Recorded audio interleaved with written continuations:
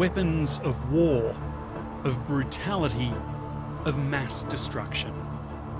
At times used as instruments in the balance of power, but at worst, they're the tools of tyrants.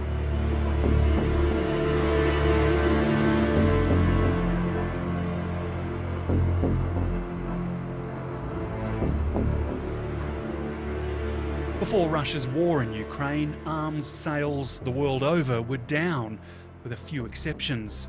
One of those was weapons sales to Europe, driven by a deterioration in relations with Russia. Another is arms sales to Oceania, and in particular to Australia, fuelled by tensions with China. The constellation of arms sales from 6 countries, China, France, Germany, the UK, Russia and the United States, makes up 80% of the world's weapons exports. The US has the lion's share of the market, followed by Russia. Moscow's top customers are India and China, 2 world powers notably absent from the host of countries which have placed sanctions on Russia for waging war on Ukraine. India, one of the largest arms importers in the world, relies on Russia for half the weapons it brings in from overseas. Whereas China has turned to manufacturing more of its own weapons, its share of the global arms import market is less than half that of India. And while there are foreign policy objectives in selling to certain countries over others, the weapons business is not primarily geared towards values, rather value, worth more than $500 billion a year. Given where we are today, it might come as a surprise that when Russian-backed separatists took parts of eastern Ukraine in 2015, 10 EU countries continued to export weapons to Moscow in the years that followed, sales which amounted to more than $500 million. But now, with Russia's invasion of Ukraine, Europe's geopolitical defence strategy has shifted. We have been living in an amazing era of peace in the last few decades, and it wasn't some kind of hippie fantasy. You saw it in the bottom line, you saw it in the budgets. In Europe, in the European Union, the average defense budget of EU members was around 3% of government budget. And that's a historical miracle, almost. For most of history, the budget of kings and emperors and sultans, like 50%, 80%, goes to war, goes to the army.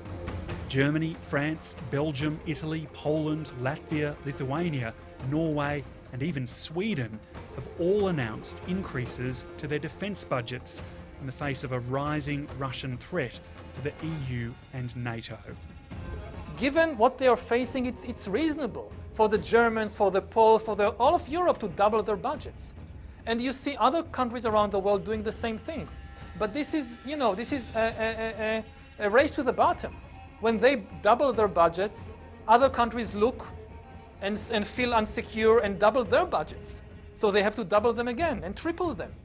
And the money that should go to healthcare, that should go to education, that should go to fight climate change, this money will now go to tanks, to missiles, to fighting wars. Even if you live in Australia, even if you live in Brazil, you will feel the repercussions of this war in less healthcare, in deteriorating ecological crisis. In addition to raising its defence budget by 14%, Romania has started emergency iodide pill production, which helps block radiation poisoning in the event of a nuclear blast. There are concerns over Russian President Vladimir Putin's decision to put his nuclear deterrence forces on high alert. Just before the invasion, as Russian ground forces massed on the Ukraine border, Putin observed an exercise of Russian strategic nuclear forces. Days later, in his televised announcement of the invasion, he ominously warned the United States and its NATO partners, quote, "To anyone who would consider interfering from the outside, if you do, you will face consequences greater than any you have faced in history." Close quote. Putin's nuclear saber rattling highlights the danger of introducing nuclear weapons into a conventional conflict. his move could begin a cycle of escalation that would be very difficult to control. More than 90% of the world's nuclear weapons are divided between the US and Russia, with the remainder spread out among 7 other nuclear-armed countries. Russia's war in Ukraine has a number of potential disastrous consequences, one of which is the potential for a new era of nuclear proliferation, including rogue states.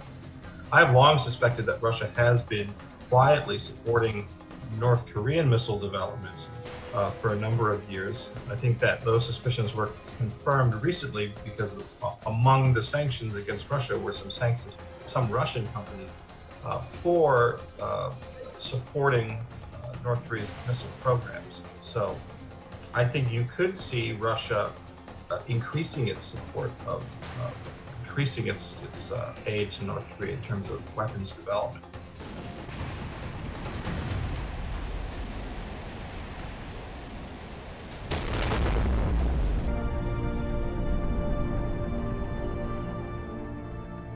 Since the beginning of the Cold War, nuclear weapons have been part of the calculus of the global balance of power.